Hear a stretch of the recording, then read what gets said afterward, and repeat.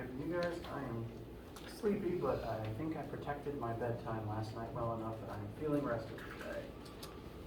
Mostly. Again, if you value your sleep but want a dog, think carefully about your puppy, specifically.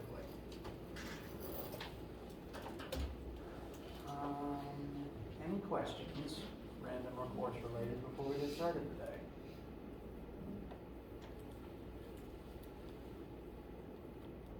All right. Actually, I'm going to check the back room real quick. I'm hoping that there's a specific tool that we can use for the lecture today. This is the first door to go.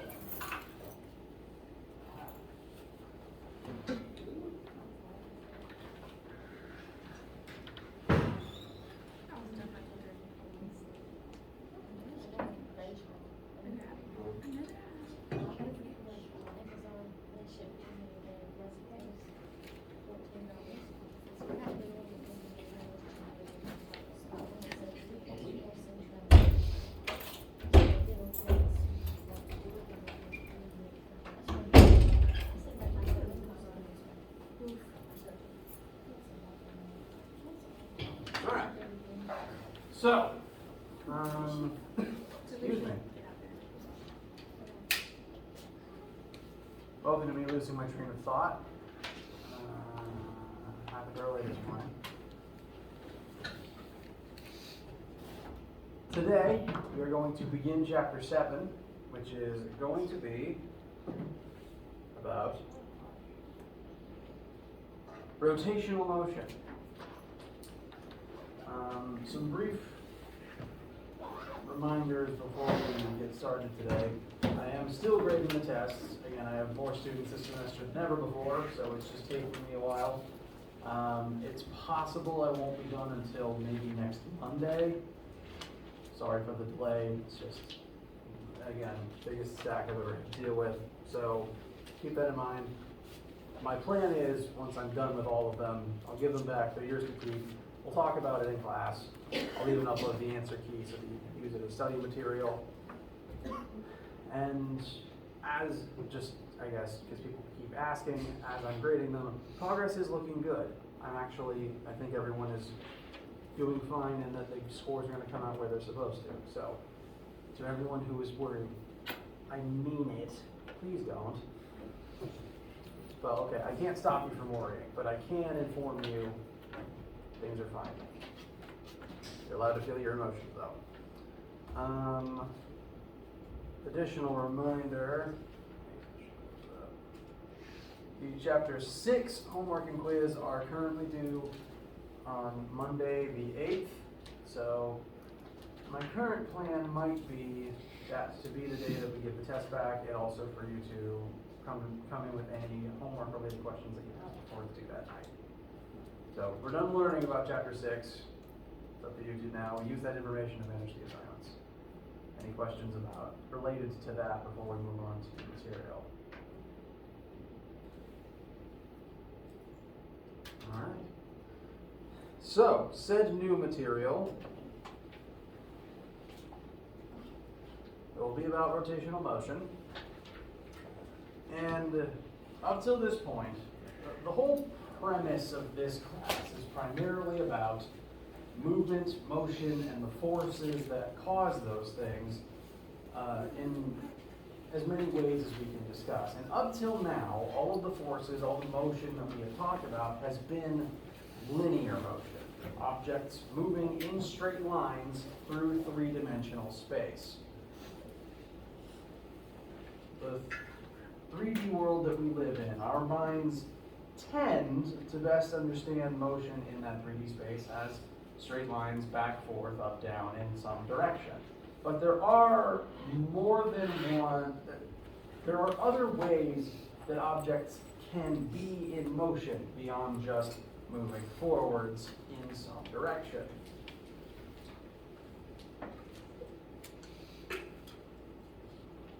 Because in addition to moving forward, you can also rotate. For example, this is a highly scientific tool, colloquially known as a bike tire. This is actually a specific physics demo model of a bike tire. We'll look at it more later on. And would you describe this object as moving right now? Is it moving forwards in any direction? No.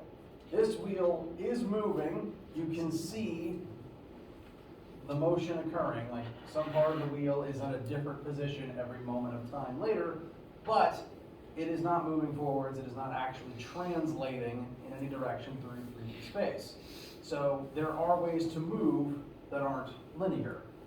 Simultaneously, wheels are especially good at this, you can rotate and move forwards at the same time. So they're two separate forms of motion that can exist separately and can also exist at the same time. In this chapter, we're going to look at the differences, the commonalities, what they have to do with one another, etc., etc. And in physics, we sometimes tend to think of rotational motion as a separate world from linear motion. Are you familiar with the sci-fi trope of the evil parallel universe where everyone has a goatee and is just inexplicably evil for no clear reason? Bizarro world? Yeah, Bizarro world. Or I think it first got popularized in Star Trek. I don't know why Spock had a mustache in that dimension. But the idea that within fiction, there's some mirror world where everything is similar but kind of wrong. The differences and relationships between linear motion, which is everything we've talked about so far, versus rotational motion are kind of like that. Everything that we've talked about linearly has a parallel world rotational counterpart. And we're going to begin looking at those rotational counterparts now. If you cast your mind back to the bike wheel, if something was moving linearly through three-dimensional space, we tend to measure the change in that location with displacement. So delta D, delta X, delta Y, whatever specific axis you want to call it. If something is moving through 3D space, you can measure how far it has gone by measuring its displacement. You can do the same thing in the angular, that's a word I haven't used yet.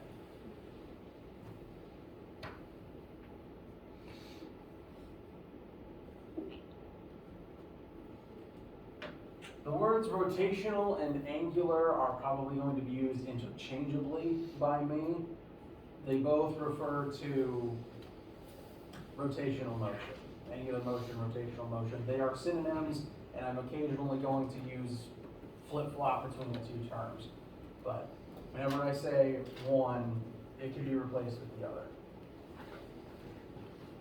So, the rotational counterpart to displacement is simply the angle measure that something has elapsed while spinning. When something is moving linearly, you can measure the number of meters it has moved in some direction. If something is rotating, you could instead measure how much it has rotated. So if we start from 12 o'clock position and I rotated this much, you could measure that displacement and call it, what would you call that angle? 90 degrees. It would have displaced 90 degrees in the rotational sense. So how far something moves while spinning is just a measure of how many angles have passed in the current rotation. And if something has done one complete rotation, that would have been 360 degrees. And then you can keep moving beyond that to 720 and so on and so forth. So, angular displacement is functionally a measure of angle. It tells you the magnitude of times something has spun. So, I'm going to refer to this occasionally as angular displacement, which I find helps drive home what it is in relation to its linear counterpart. Linear displacement measured in meters. Angular displacement, we are primarily going to now be measuring in radians as opposed to degrees. The reason for that becomes more important as we continue on in the math, but this is going to be measured in radians. Is anyone unfamiliar with the units of radians? Okay. It is just a different unit of angle, so there is a conversion between them. 180 degrees equals a number of radians equal to pi. Alternatively, you could say that 360 degrees equals 2 pi radians. I don't like radians very much, if I'm honest with you. My brain thinks in terms of degrees. So, in an ideal world, I'd be able to use degrees and not suffer any ill side effects. But the way our math is going to play out for the rest of this chapter, it's more convenient to operate in radians, unfortunately. But they do measure the same thing. There is just a simple conversion between them. I like to use 180 degrees equals pi radians. We can draw a unit circle real quick.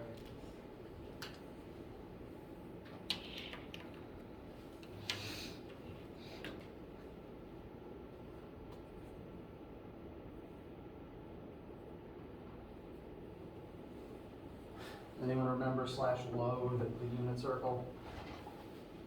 I suppose I asked too many questions at once there. Who remembers this not fondly? Fair enough, fair enough. It is becoming relevant though, sadly. If we start at positive x-axis, we haven't rotated any degrees, we haven't rotated any radians. We tilt up to the 90 degree mark, then that would be equivalent to pi over 2 radians. The radians is just a measurement, and just the number of radians happens to be equal to pi divided by 2. I did not invent this system. I would have invented a better one. 180 degree mark corresponds to a number of radians equal to pi. 270 degree corresponds to, forgot my own units for a second there, 3 pi over 2 radians, excuse me. And if we circle back to the starting point, we can say that 360 degrees correlates to a number of radians equal to 2 times pi. And the unit of radians was invented from geometry, from like the formulas involving circumference and perimeter of a circle. Those are the formulas that help us.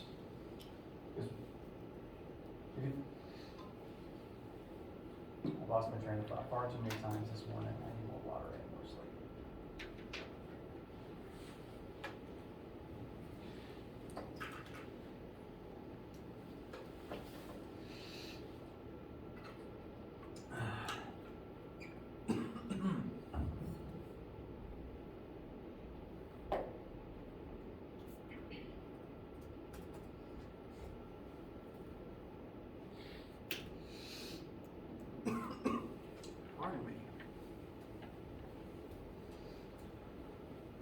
These numbers, if you haven't used them very much, might seem kind of weird. Why would we count pi number of something?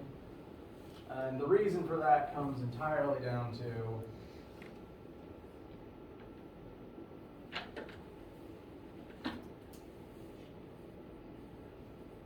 the circumference formula. So the 2 pi here, if you want to elapse the full length of a circle, you need to cover a number of radians equal to 2 pi, and to figure out the circumference, you multiply that by the radius. So this is where it comes from. This is why 2 pi radians happens to equal the entire trip around the whole circle. And that's what the radians unit is what we're going to largely be using in terms of these angular measurements. Questions so far?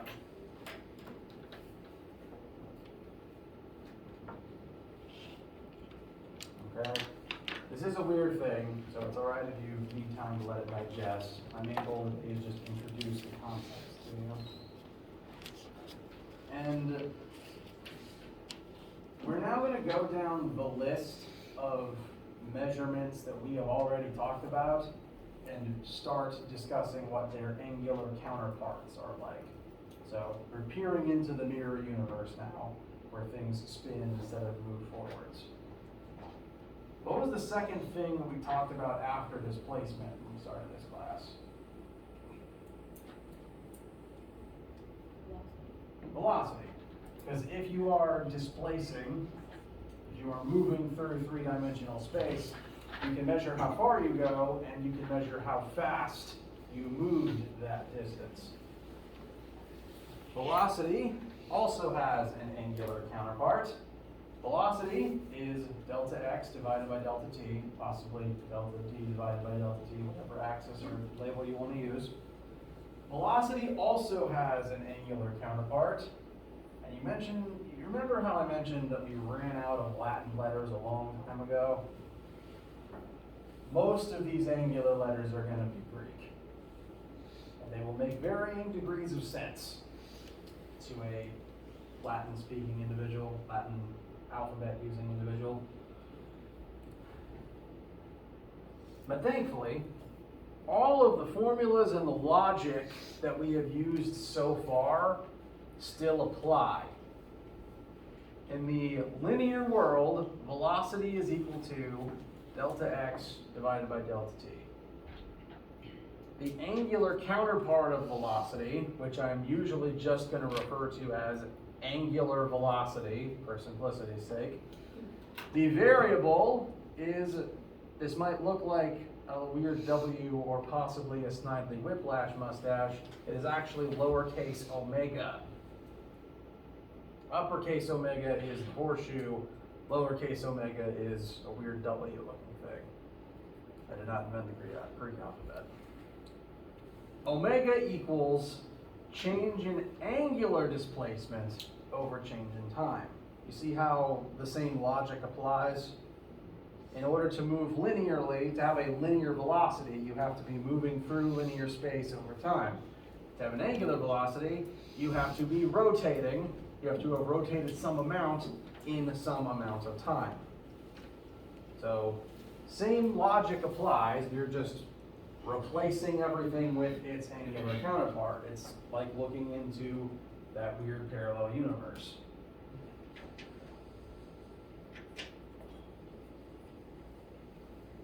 And when looking at angular displacement, we replaced radians with meters. In this formula, we would now be dividing radians by seconds, so the unit of measure for angular velocity is radians per second. It is the amount of radians, the amount of times you have spun, divided by time. So, hypothetically,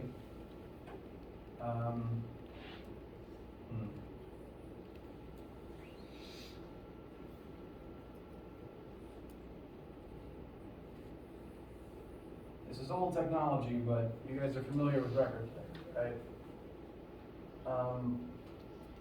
Unless you've actually used one, you might not be aware that they tended to have speed dials where you could actually make them play faster or slower.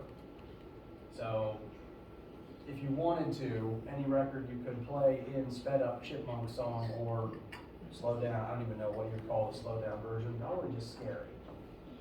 And basically when you were changing that dial, you were changing the angular velocity the disc was playing at. So if the normal speed is 1 radian per second, then twice as fast would be 2 radians per second. I'm probably overemphasizing the point here, but how do we feel so far? Okay. Let's cover one more for right now. After velocity, what did we start talking about? Yep. So if your velocity changes with time, you're accelerating. And that can happen in the angular world too. This angular variable makes an amount of sense though, even if it can be hard to differentiate at times. Linear velocity is lowercase a, linear acceleration is lowercase a equals change in velocity over change in time. In the angular dimension, angular acceleration is a lowercase alpha. Again, the way that that's typed up on my computer, there is not much of a difference. When I'm writing it on the board though, I'm going to try to overemphasize the extra little antennae on top. In fact, if you've done any studying of any amount of Greek, some people might refer to lowercase alpha as fish. Kind of looks like the Jesus fish, depending on how much you stretch it out. So occasionally, I might refer to these in order as theta, omega, and fish, just to help differentiate them. So, if your velocity changes, you are accelerating. If your angular velocity changes, you will be angular accelerating. And it's just the change in the angular velocity over time. And keeping to the pattern, it's measured in radians per second squared.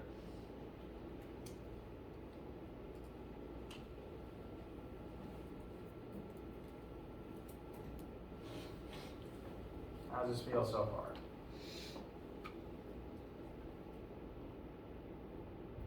Okay.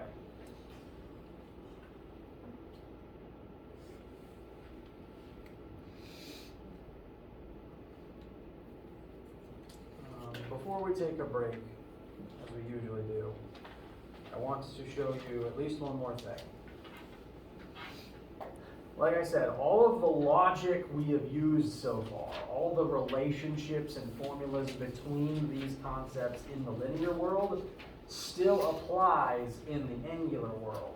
You can take any linear formula, and if you replace every linear concept with its angular counterpart, that new formula will still work in the angular sense.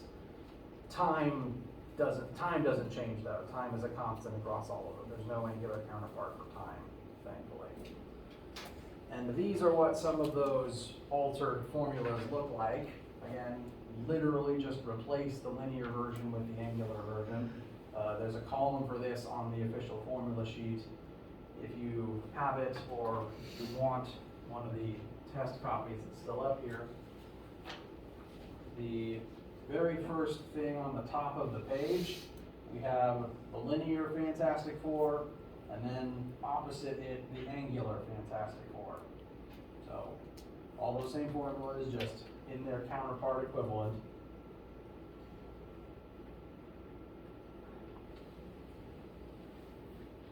But there's one more thing before we start working any examples that I also want to show you. And it's that, like how in most sci-fi there's some way to bridge the two worlds, there needs to be some sort of a way to convert linear directly into angular. And for example, if you were looking at a wheel moving along the ground, for this specific wheel of its specific size, if I roll it 90 degrees forwards, it will move a specific horizontal distance along the ground. So there is a constant conversion between the amount of angular movement versus the corresponding amount of linear movement. There is a conversion between the two. And that conversion is actually the radius of what is currently spinning. If this wheel were smaller, it would not cover as much distance in a 90-degree rotation. If the wheel was bigger, it would cover more distance in a 90-degree rotation. So, the way to convert linear into angular is to utilize the radius of whatever is spinning to perform that conversion. I'm not entirely sure why physics likes to use, oh no, now I know why physics uses S for the linear one here. If you remember geometry class, S is used for arc length, which is to say,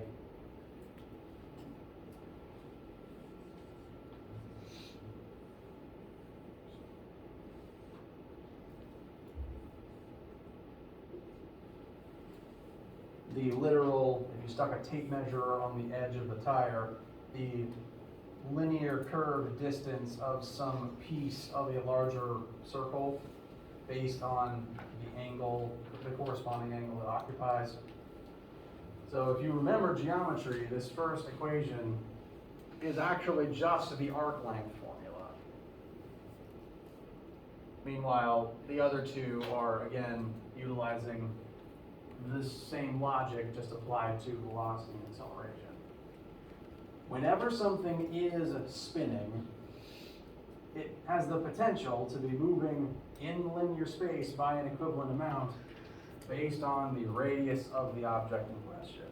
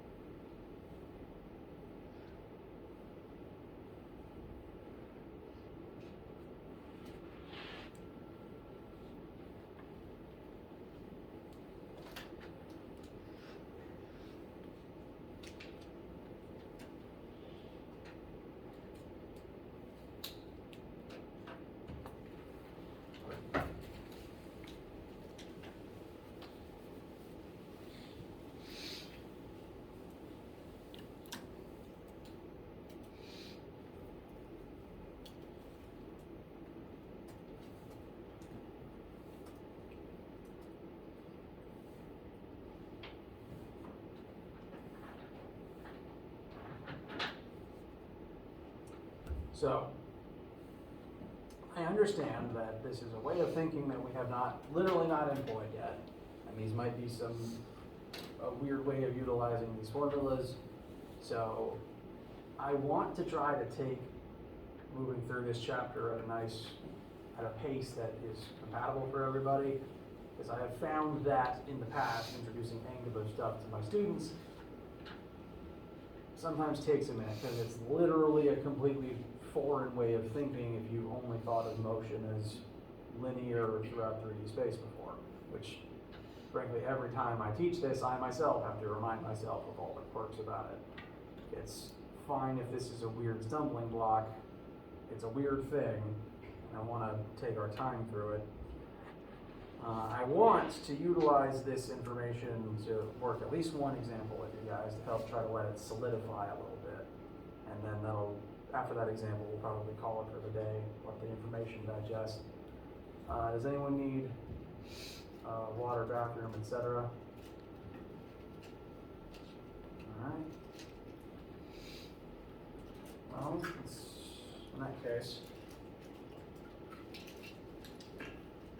let's look at this example, and yeah, let's do this example real quick so that we can let this settle into one's minds. So, PowerPoint keeps not behaving right. All right. This is an example of linear motion, or rather a place in your real life where linear motion exists. It tends to come up pretty frequently in regards to tires, occasionally spinning gears. And if you have ever, say, taken a powerful notice in the RPM that your car has at any given moment, like maybe you drive a stick shift or you're into specifically auto work, the rotations per minute dial might have actually caught your attention once or twice. And that RPM gauge is actually a measure of the angular velocity of your car's wheels. So this math is very important to specifically automotive engineering and the auto industry, because every single car has several spinning parts all the time. Even more than just the 4 tires. So, this specific case, we're going to take our classic linear values and start translating them into the angular world when it comes to the spinning of the tires. Excuse me. So, we have a car. It is initially moving at 29 meters per second. So that is our original linear velocity.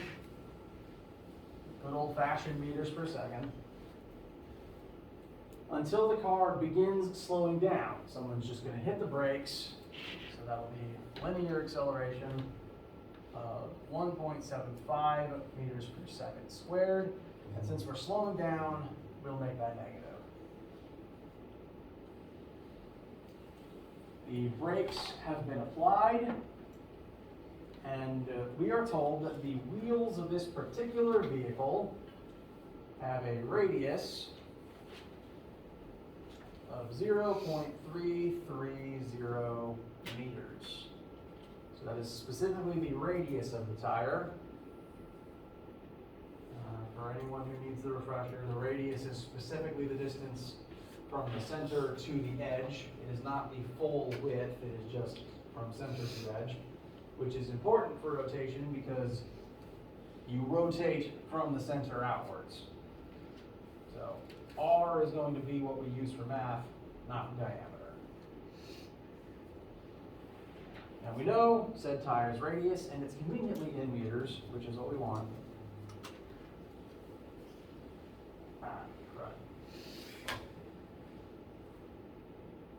One sec. I meant to rephrase this to make it a little more.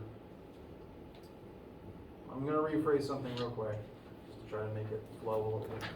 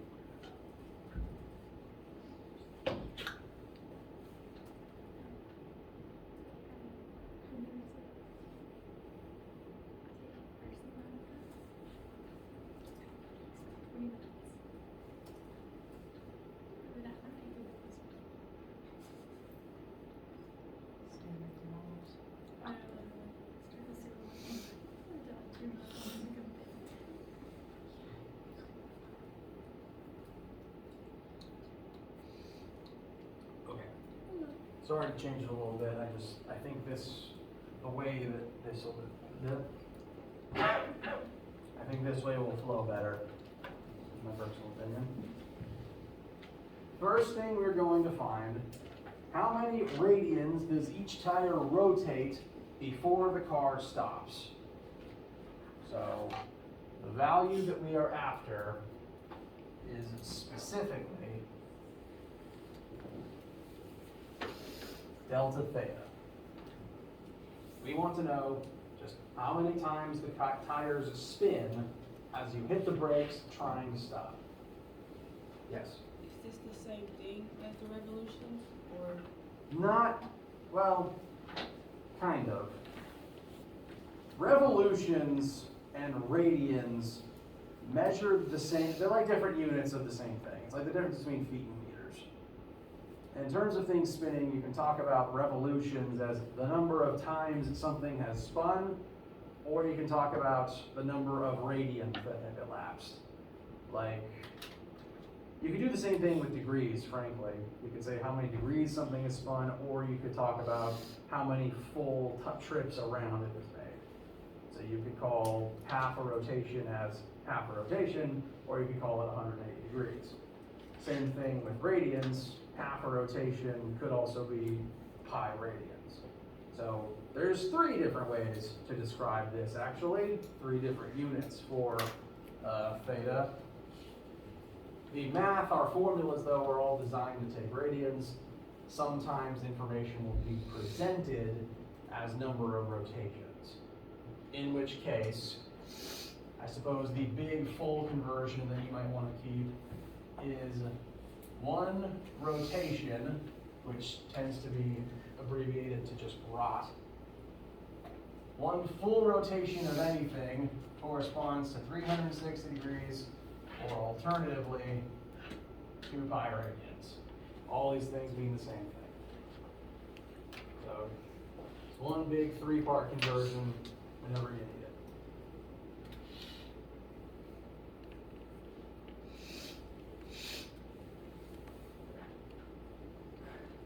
Now, for what we've been asked for right now, we want to know specifically the radians, the number of radians that each tire rotates as it comes to a complete stop.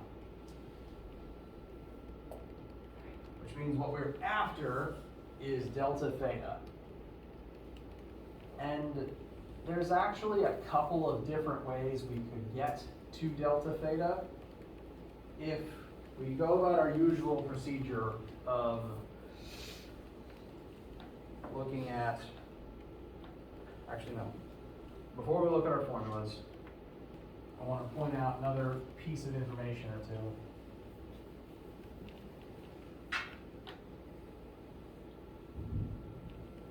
We're going to look at the formulas in a second. First, let's see if there's any other numbers we can pull out of this whole thing. We're specifically trying to find delta theta once the car has come to a complete stop, which means that we know the final linear velocity of the vehicle. We know it's going to come to a complete stop. We are not sure how far forwards the car moves during this time. We don't know how many radians elapse, which is the information we want to know.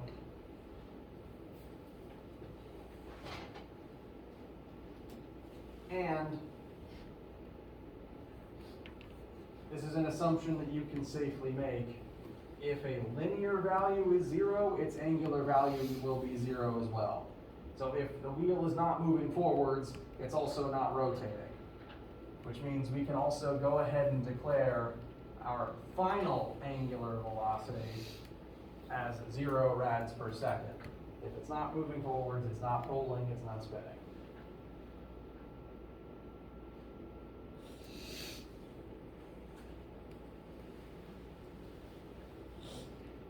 So this is all the information we can extract from just the question on its own, and we are after delta theta. I'm now going to tab back so we can look at our formulas. If we go through our usual practice of listing our variables, finding formulas that can help tell us what we want, there's several formulas up here that have delta theta in them. Most of the formulas in the angular motion column have a delta theta in them. And most of them could be used here. I'm going to eliminate one of them though, because this formula, like its linear counterpart, cannot be used if you're accelerating. This v equals delta x over delta t assumes constant linear velocity. The same is true of this formula. If you're accelerating, this one's dead. So I'm going to dismiss this one right away out of hand, but these other two have the potential to work. So we could use a linear formula and plug in linear variables to find our displacement. But there's another route we could take if we wanted to. Because we know that our delta theta times radius should equal our linear displacement as well. So for most of these rotational questions, there's usually 2 routes you can take.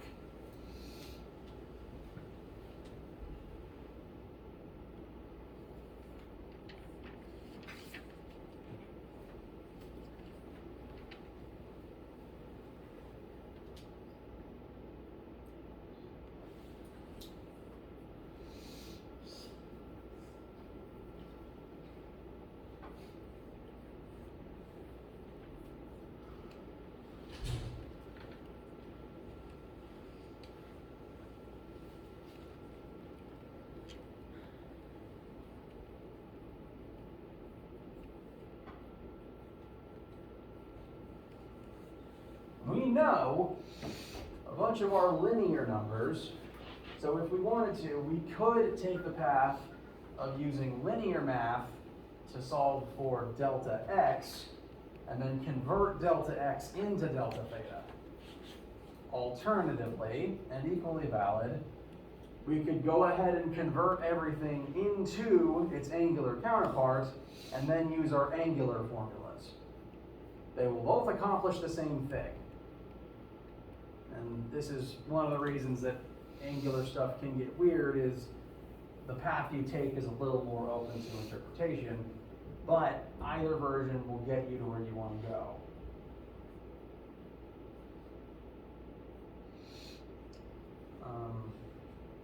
But we're a little low on time, and some of you guys might be a little low on attention span, which is reasonable. So I'm going to use, which I think will be the quicker version right now. Right now I'm going to recommend this path, because we have all the linear values, and then there's only one thing to convert at the end.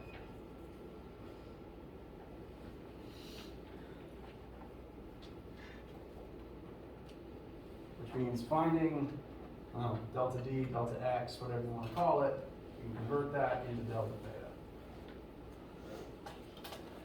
So to find delta x, I'm going to recommend we use formula 3, which is always a pretty safe bet.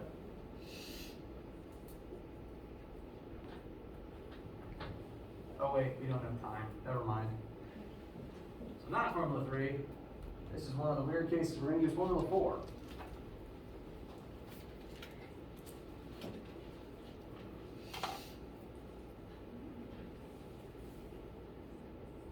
Final velocity is 0, initial velocity is 29, plus 2 times our acceleration of negative 1.75 times delta x.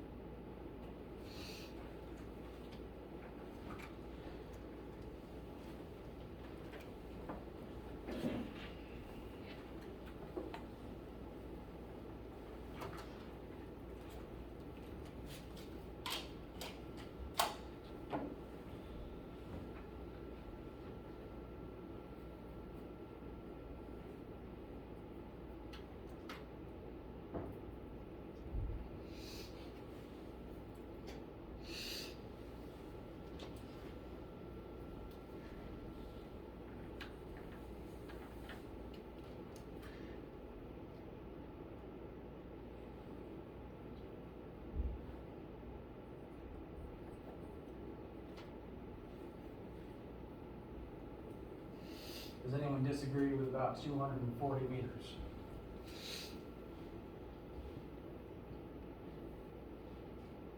Okay. So this is our linear displacement, which we can now convert into our angular displacement. Angular displacement, also known as arc length, is equal to radius times, linear displacement equals arc length times angular displacement. So we are ultimately just going to divide our number of meters by the radius of the wheel. That will give us delta theta equals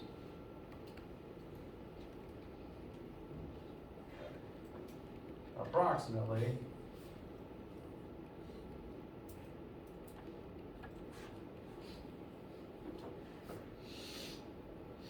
728.14 radians.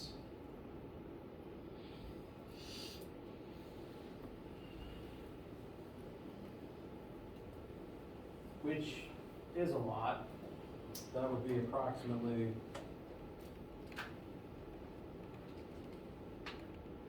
about 116 full rotations of the tire. And that,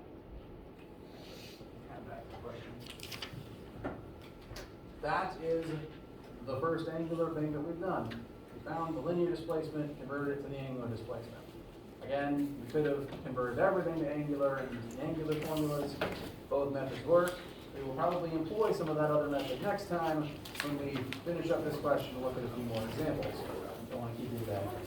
So, you begin digesting this information, also be working on your chapter 6 homework. Let me know if you have any questions at all. Have a good day. Come class this week.